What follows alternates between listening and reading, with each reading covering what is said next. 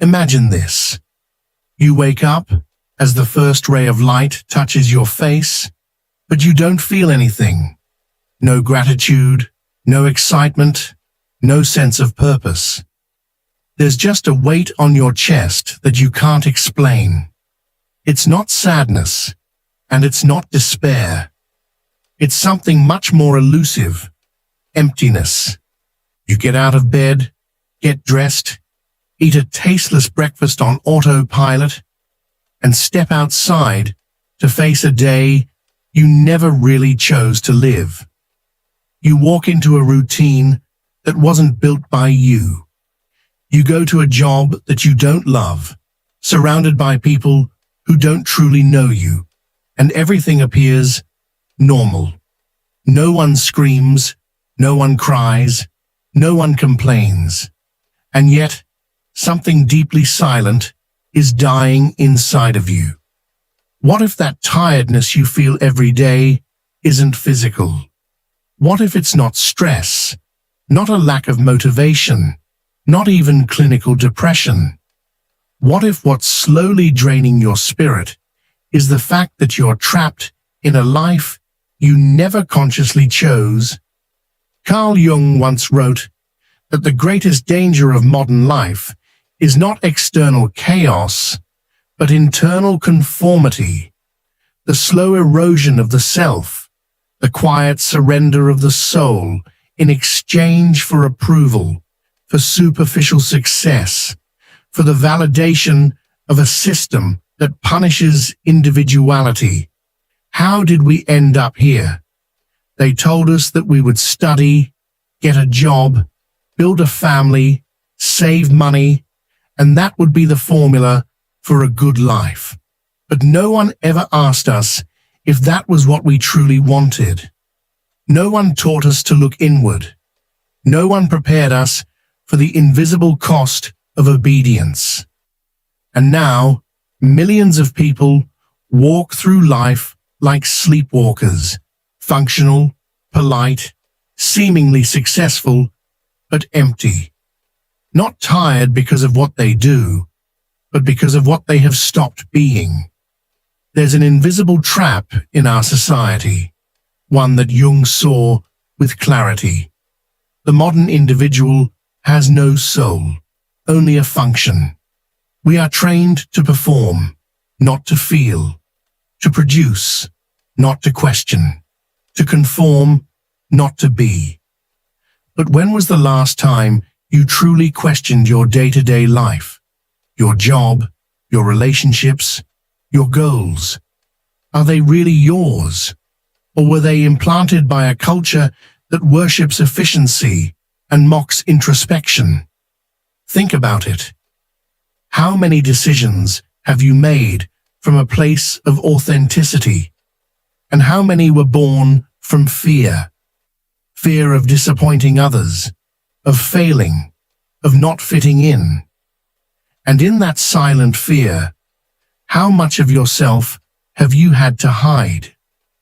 This is not a kind of tiredness that a vacation can fix. It's not something a new business or a self-help book can solve. It's deeper than that. It's the silent scream of a soul begging for a life filled with meaning. It's the shadow of the life you've left behind in the name of doing what others said was right.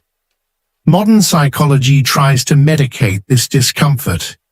It gives it clinical names, isolates its symptoms, and tells you it can be managed.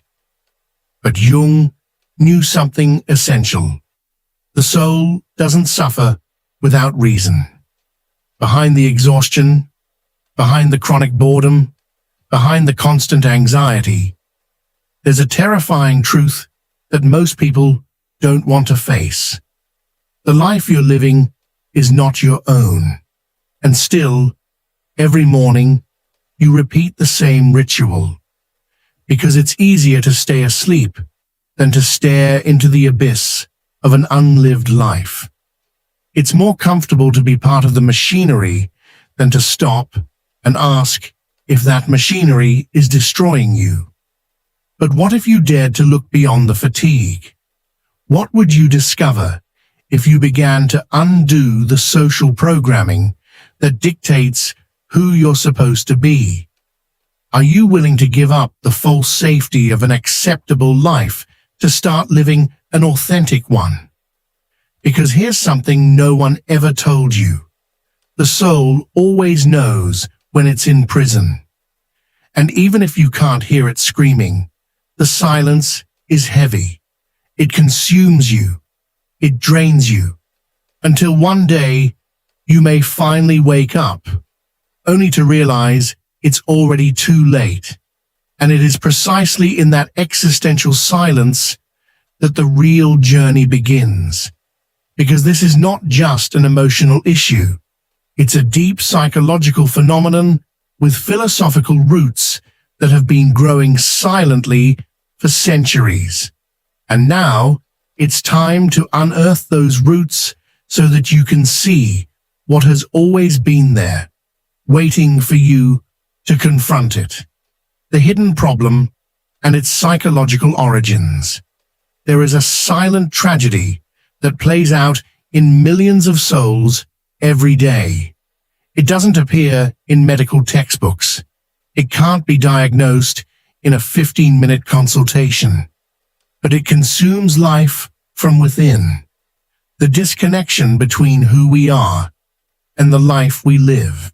Carl Jung referred to it as alienation from the self, a deeply human phenomenon where the individual becomes so detached from their inner essence that they begin to live behind a mask that smiles, functions, interacts, and even succeeds, while deep within, the soul is crying out, unheard and unseen.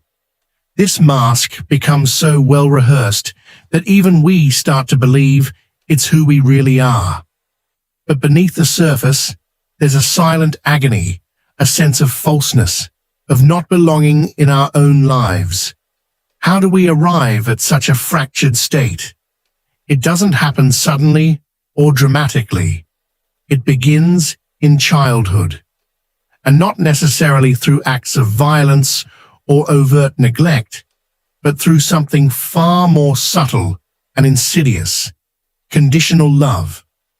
We learn from a very young age that our worthiness, our value, and even our right to be loved is linked to our ability to obey, to please, to fit expectations.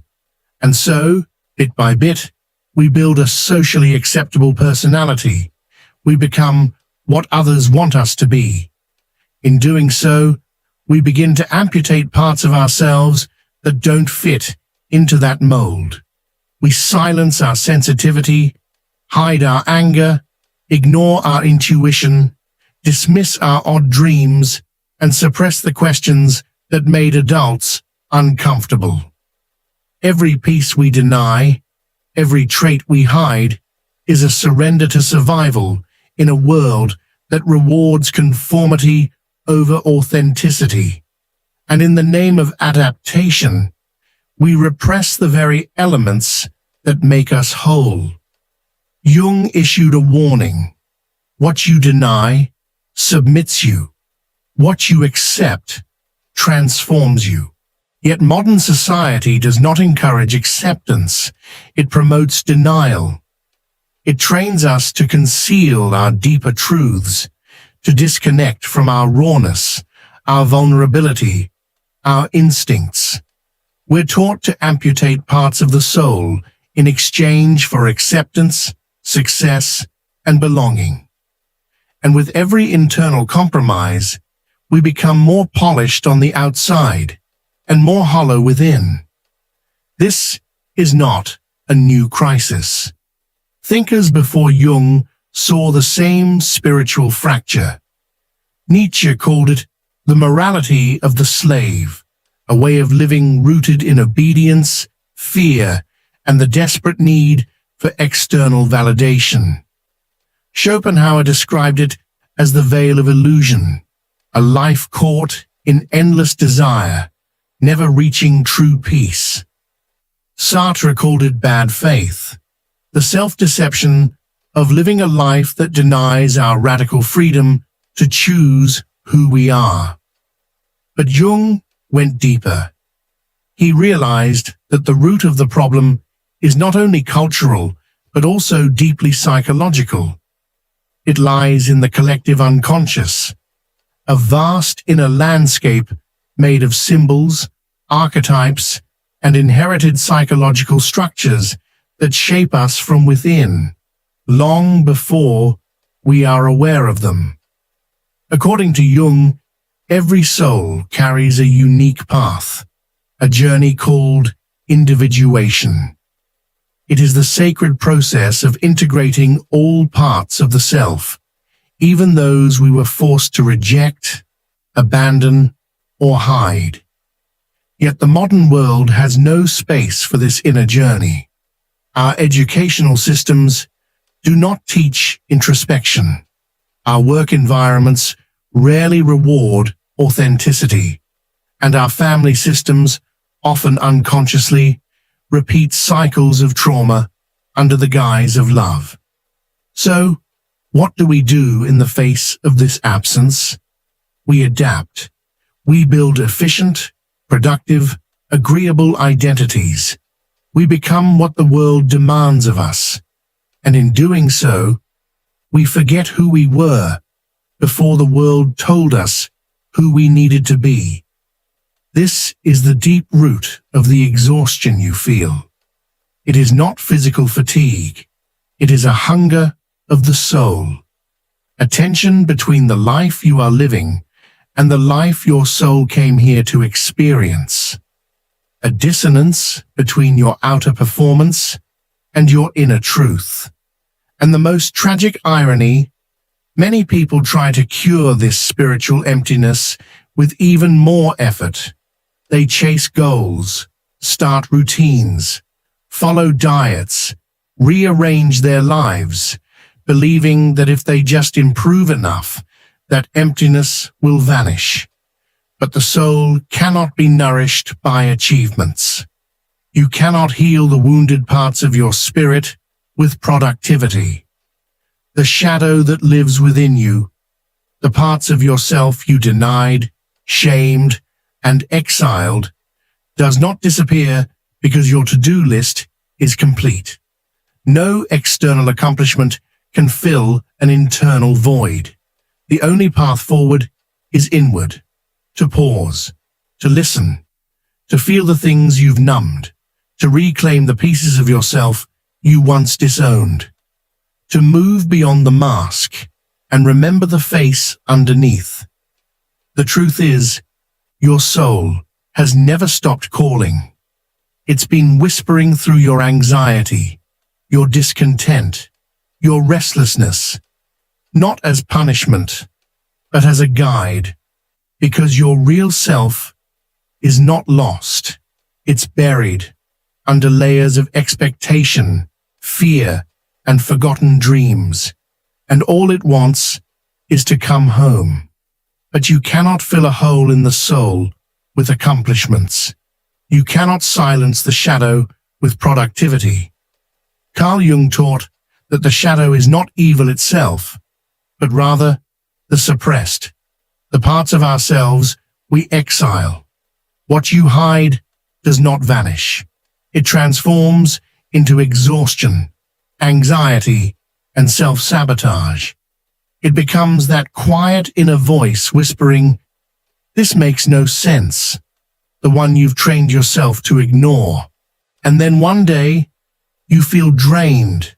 You look in the mirror and no longer recognize the eyes staring back. You are still breathing, but you're no longer living. You function like a cog in a machine you don't understand, one you don't know how to escape. Jung echoed what Viktor Frankl also understood. When meaning is absent, we become addicted to distraction. Pleasure, power, or validation become substitutes. That explains much of today's behavior. The compulsive use of social media, the fear of solitude, the constant comparison, the obsession with becoming someone in the eyes of others. Beneath it all lies the same root. We have lost contact with the soul. Jung said, the soul doesn't scream, it whispers, and if you ignore its voice, it will slowly drain you from within. That is the deeper issue. You are not tired because of what you do.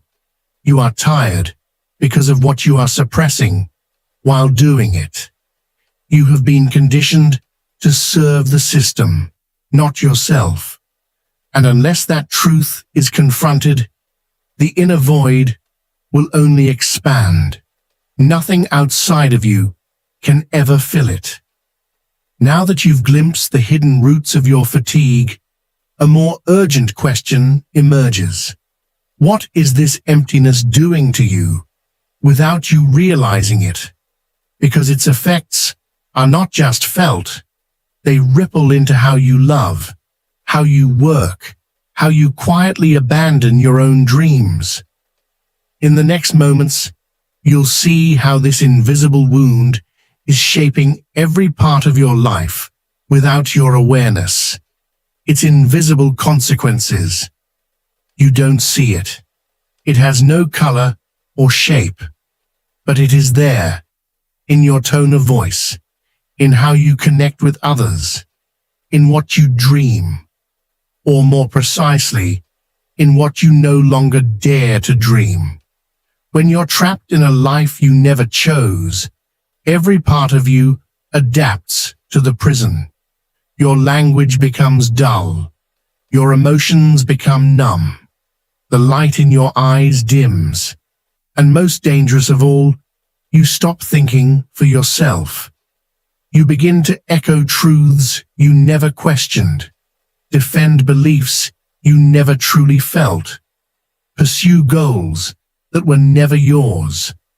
But this doesn't happen overnight. The soul does not surrender in a single moment. It retreats quietly, in layers, like an animal that slowly learns resistance is futile. First, you let go of small desires. Then, you silence your discomfort. Later, you justify your apathy, until one day, weariness feels normal, and resignation starts to look like virtue. Carl Jung warned that the greatest threat to the human psyche is not open trauma, but the slow, quiet detachment from its own center. When you no longer know what you want, when you no longer know who you are, when you live without desire, without fire, without questions. This is not maturity, it is surrender. And surrender has real consequences. First, you lose your sense of time.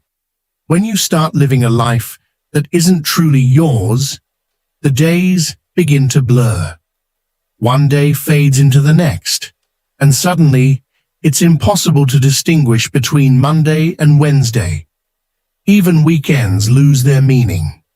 Saturday, once a symbol of rest or joy, becomes just another slot in your calendar.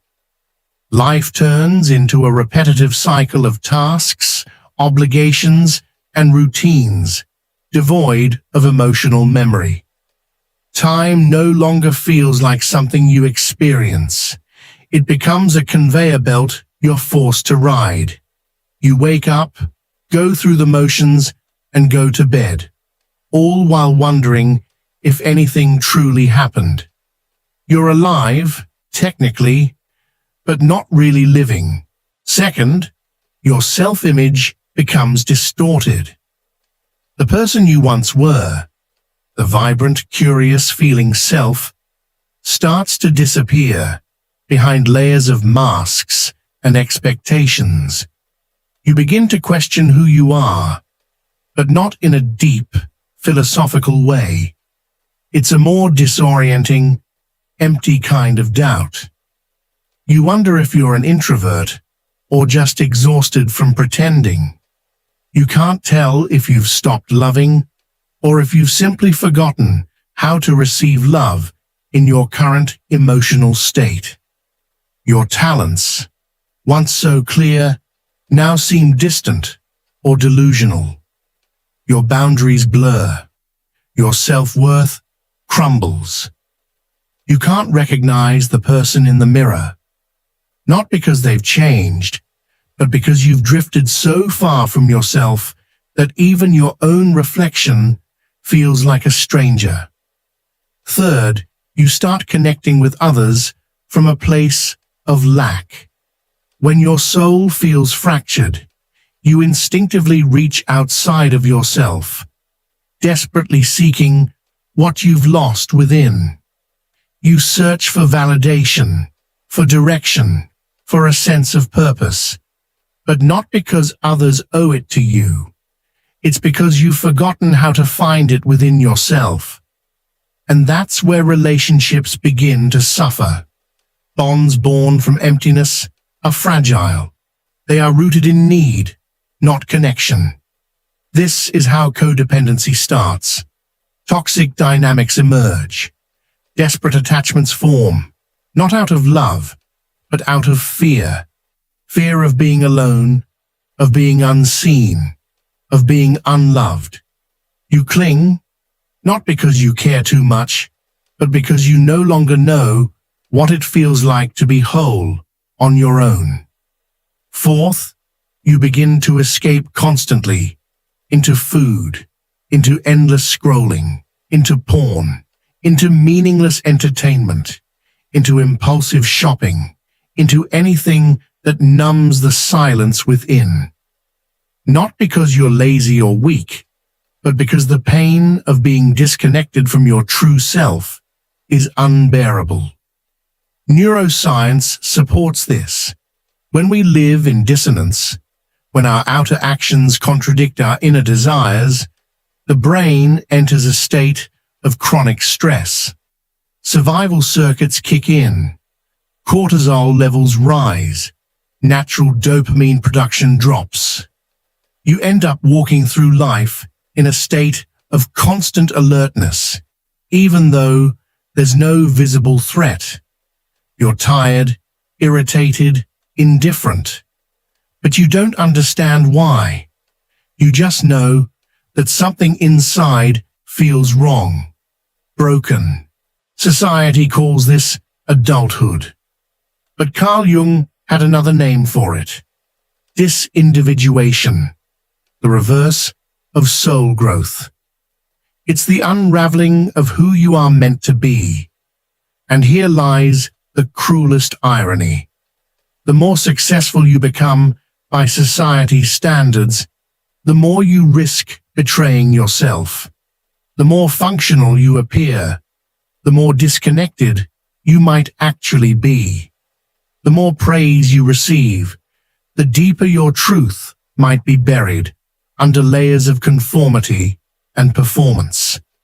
And so, the emptiness grows, not from failure, but from succeeding at things that don't align with your essence. This existential void doesn't only show up in big life decisions. It creeps into the small ones too. You accept jobs that drain you. You maintain friendships that deplete you. You repeat habits that quietly destroy you. You say yes when everything in your body screams no. And the worst part? You justify it all with words like maturity, realism, responsibility. You convince yourself this is what it means to be an adult. But deep down, beneath all the logic and defense mechanisms, you know something's off. You know you weren't born to be a shadow of your true self. You know that another kind of life is possible, but that it's a path that won't reveal itself through conformity or comfort. Psychiatrist Gabor Mate, in his work on trauma, explains something profoundly important. When a person has to choose between authenticity and belonging, they will almost always choose belonging. Why? because being rejected for who you are is more painful than pretending to be someone else. And so, from a young age, we learn to betray our authenticity to avoid the terror of abandonment. But this survival mechanism comes with a cost. You become a more palatable version of yourself, a version that's acceptable, tolerable, normal. And after a while, you forget what it ever felt like to be truly yourself. And now, here we are, an entire generation that is confused, anxious, high-performing, yet empty. People who've done everything right, but still feel like something's missing. People who've followed the script: education, job, relationships, success, only to arrive at a place that feels hollow. And the consequences aren't waiting somewhere in the future. They are already here, showing up in your thoughts, your emotions, your choices, your restlessness, your fatigue. They are woven into the way you exist right now. If you don't change the internal landscape, it won't matter how many times you switch careers, how many relationships you end, how many countries you move to. You will carry the same feeling wherever you go. Because the real prison isn't outside of you, it's inside. And escape doesn't come from rearranging the external. It comes from a deeper, quieter form of revolution. But this isn't where the story ends. There is a way out. There is a silent rebellion, one that doesn't begin with rage or destruction, but with a question. A brave, unfiltered, soul-shaking question. What would happen if I stopped being who the world expects and started being who I truly am? This is where transformation begins, not with quitting your job or walking away from everything. That's just another form of avoidance. Real rebellion doesn't require you to burn your life down. It requires you to wake up within it. It asks you to sit with the discomfort instead of escaping it, to be honest instead of agreeable, to choose yourself, moment by moment, even when the world wants someone else.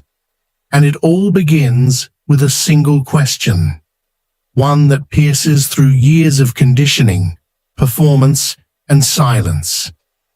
What if everything I've ever called me isn't really me at all?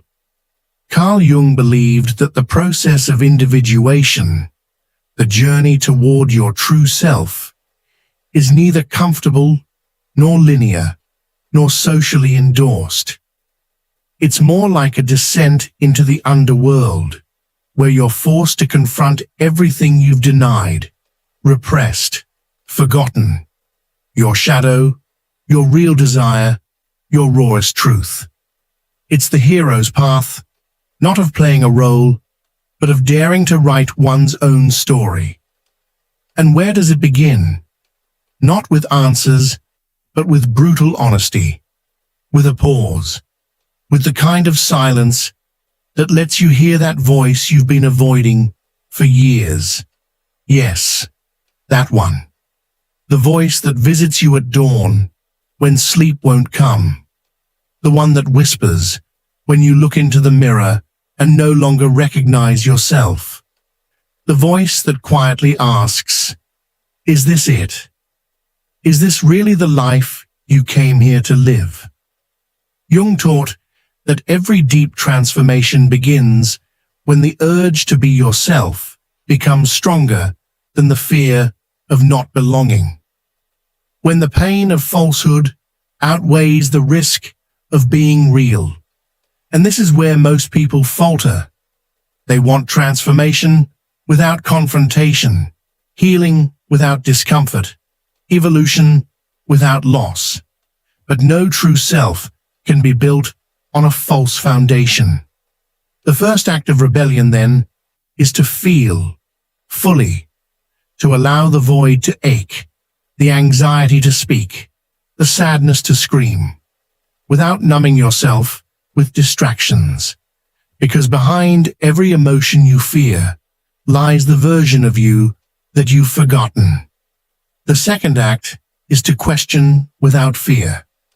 What would I do if I didn't need to please anyone?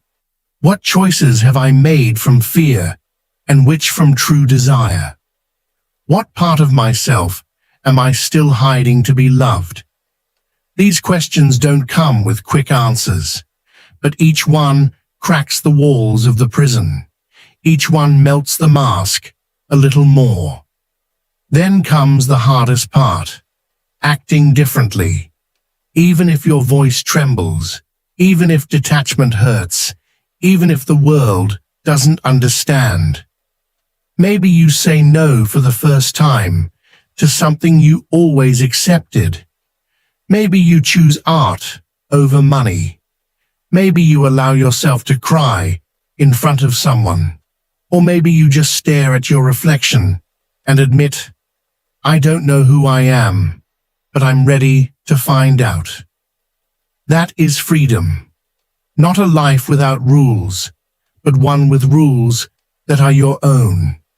A life where every step, every relationship, every decision is aligned with your inner truth. And yes, it will hurt. You'll lose things, people, whole chapters of your life that no longer resonate. But you'll gain something priceless, yourself. Carl Jung echoed Nietzsche in saying that he who has a why to live can bear almost any how. But your why can't be borrowed. It can't be inherited, taught, or approved by others. It must rise from within you like a flame no one can extinguish. And that flame, even if small, is enough to light your path. Becoming yourself is not becoming someone new. It's remembering who you were before the world told you who you should be. It's reclaiming your voice, your desire, your sacred madness for a life with meaning. And when you start walking that path, something shifts. You no longer need endless distractions. You stop measuring yourself by achievements. You don't beg for validation like a starving child. You begin to live with purpose, not because you have all the answers, but because you're finally asking the right questions. And then the unexpected happens. Fatigue turns into energy, anxiety into clarity, confusion into direction. Why? Because you're no longer betraying yourself. Because for the first time, you're truly on your own side. But there's still one thing left. A realization so deep, so essential, it can rewrite your entire story. It's not a tip or a technique. It's a truth that changes how you see life, suffering, and your role in this world. In the next and final part, we will reveal it. The supreme truth, the final realization. What if suffering wasn't a mistake, but a message? What if every piece of anguish, every sleepless night, every silent sigh was trying to tell you something you've long forgotten? The deepest truth Carl Jung ever uncovered isn't only found in his theories or even his books. In this life you lead, it's not about running away from pain or avoiding discomfort. Rather, it is about facing it head on, about dedicating yourself to unraveling the mysteries that lie within your suffering. What you discover in that process is both beautifully simple and profoundly terrifying. The clarity you seek, true clarity, can only come when you dare to look deep inside your own heart. Carl Jung once said, Who looks outside, dreams. Who looks inside, awakens. This awakening is precisely what you have been avoiding or postponing. For so long, you believed your exhaustion stemmed from external sources. The pressures of work, the relentless demands of life, the shadows of your past, the overwhelming stress that seems to follow you everywhere. But now, finally, you see it for what it is. That exhaustion isn't physical, it is spiritual. It is the weight of living out of alignment with the deepest needs of your soul. Your body may show signs of wear and tear, but it is your soul that is truly weary, ignored, silenced, and disconnected from the purpose it longs to fulfill. And your mind, fractured and scattered, loses its way when it loses sight of why you are here in the first place. The modern world has conditioned you to look outside yourself for everything. For love, for meaning, for validation, for peace. It has turned you into a seeker, a consumer endlessly chasing solutions in the external world. Quick fixes, distractions, temporary comforts, when in truth, all of these things were meant to be found within you. You have always been the creator of your own answers, the originator of your own truth. Yet, you forgot this fundamental fact. Here lies the ultimate truth. Your soul was never meant to fit neatly into a box, to conform, to simply function like a cog in a machine. It came here to expand, to grow, to be fully alive in all its messy, beautiful complexity. Every time you denied this truth, every time you tried to squeeze yourself into roles or expectations that felt unnatural, you broke a little more. But the good news is that the path back is not out there somewhere. It is already inside you. Remember who you were before fear took hold, before duty and shoulds dictated your life. You are not your job.